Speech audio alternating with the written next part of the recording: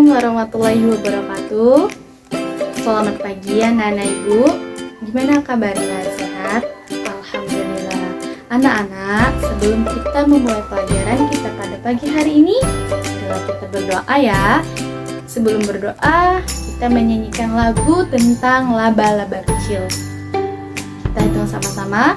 1, 2, 3. Laba-laba kecil naik pohon tinggi, hujan turun lebat, laba-laba tergelincir.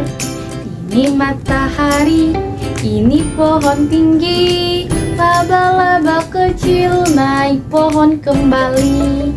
Ini sarang burung, ini sarang lebah, ini lubang kelinci dan ini rumahku. Ayo anak-anak, mari kita berdoa. Berdoa, mulai.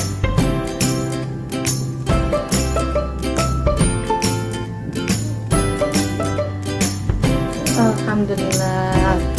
Nah anak-anak, setelah ini ibu minta tolong kepada kalian untuk mengecek teman-temannya baik di sebelah kanan ataupun di sebelah kiri. Gimana, lengkap semua? Alhamdulillah, berarti siswa di kelas ini masuk semua ya. Nah anak-anak, hari ini kita akan melanjutkan pelajaran kita pada tema 3 tentang peduli terhadap makhluk hidup. Subtema 1, hewan dan tumbuhan di lingkungan rumahku, pembelajaran 3. Nah anak-anak, silakan kalian buka buku subtema 1, hewan dan tumbuhan di lingkungan rumahku. Ada? Nah, di sana yaitu sebagian besar masyarakat Indonesia mengkonsumsi nasi sebagai makanan pokok. Apakah kamu tahu bahwa nasi berasal dari beras dan beras berasal dari padi? Mari kita mengenal padi. Nah, di sini pada Ayo Membaca ini ada sebuah gambar, ya. Apa yang Anda ketahui tentang tanaman ini? Ayo, apa coba? Ya, betul. Tanaman ini yaitu tanaman padi. Dan padi ini adalah makanan pokok rakyat Indonesia, ya. Nah, di sini ada teks. Silakan kalian baca dalam hati, kalian amati, kemudian kalian pahami isi bacaan teks ini. Oke? Oke. Sudah dibaca semua? Sudah? Lihat bagian bawahnya. Jawablah pertanyaan berikut. Yang pertama, apa isi bacaan di atas? Ayo. Bacaan di atas tentang apa? Ya, bacaan di atas tentang tanaman padi. Kemudian, mengapa tanaman tersebut penting bagi masyarakat Indonesia? Mengapa? Ya, karena kalau mengapa pasti jawabannya karena padi adalah makanan pokok bangsa Indonesia, ya. Nah, kemudian di mana tanaman tersebut dapat tumbuh? Di mana? Ayo, di mana? Ya, tanaman padi dapat tumbuh di daerah panas dengan curah hujan yang tinggi. Iya, pinter ya. Nah, kemudian anak-anak, ibu akan menjelaskan nih kalimat tanya. Mengapa? Karena tugas kalian di rumah yaitu membuat kalimat atau membuat pertanyaan sebanyak mungkin tentang tanaman yang ada di lingkungan sekitar rumah kalian ya. Nah, ibu akan menjelaskan nih apa itu pengertian dari kalimat tanya, kemudian apa saja ciri khas dari kalimat tanya, dan bagaimana cara membuat kalimat tanya. Yang pertama yaitu pengertian dari kalimat tanya.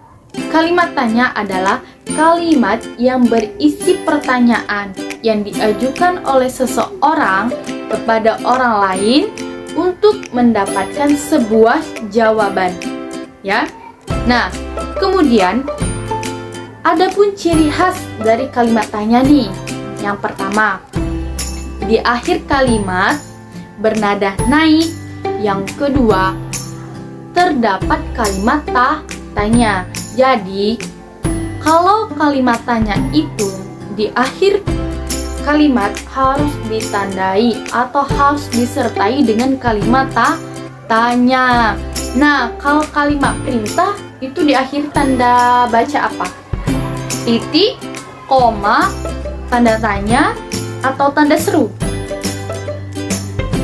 Ya, kalimat perintah itu diakhiri dengan tanda seru. Kalau kalimat tanya ditandai dengan tanda baca apa?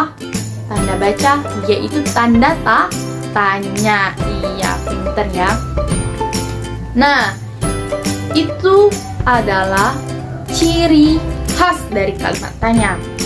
Kemudian anak-anak, kalau ingin membuat kalimat pertanyaan itu harus menggunakan rumus, yaitu 5W plus 1H.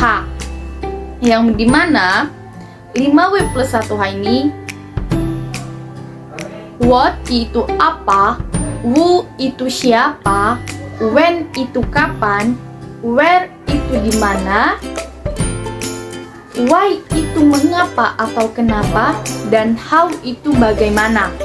Nah, bisa jadi ditambah dengan kalimat berapa, ya. Nah, anak-anak, ibu akan menjelaskan kegunaan kata tanya berupa apa, kapan, di mana, kemudian mengapa, berapa, bagaimana, ya. Yang pertama yaitu kata tanya apa. Nah, kata tanya apa ini digunakan untuk menanyakan benda, keadaan, atau perbuatan. Contohnya, apa makanan pokok bangsa Indonesia? Itu yang pertama. Yang kedua yaitu kata tanya siapa. Nah, kata tanya siapa ini digunakan untuk menanyakan orang atau pelaku. Contohnya, siapa yang menanam tanaman ini? Yang ketiga yaitu kata tanya bagaimana.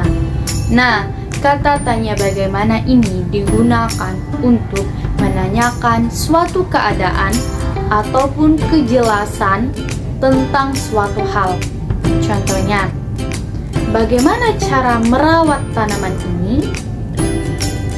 Yang keempat, kata tanya berapa. Kata tanya berapa ini digunakan untuk menanyakan waktu, harga, ataupun jumlah. Contohnya, berapa jumlah tanaman ini? Ya. Kemudian yang kelima, kata tanya kapan. Kata tanya kapan digunakan untuk menanyakan waktu berlangsungnya kejadian ataupun suatu peristiwa, baik itu datang, sedang, ataupun telah terjadi.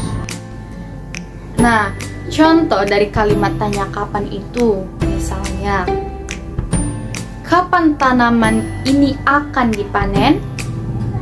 Ya. Yang terakhir yaitu kalimat tanya mengapa. Nah, anak-anak, kalimat tanya mengapa ini digunakan untuk menanyakan suatu alasan. Contohnya, mengapa tanaman ini bisa layu? Dan juga, mengapa adik tidak masuk sekolah? Ya, itu adalah contoh dari kalimat kata tanya mengapa. Jadi, tugas kalian di rumah yaitu membuat pertanyaan sebanyak mungkin tentang tanaman yang ada di lingkungan rumah kalian. Misalnya, tanaman jambu, ataupun tanaman mangga, dan yang lain-lainnya. Paham? Ada yang ingin ditanyakan atau atau yang belum paham, paham semua ya. Alhamdulillah. Baiklah anak-anak, silakan buku-bukunya dimasukkan ke dalam tas, duduk yang rapi dan yang manis. Kita berdoa. Berdoa, mulai.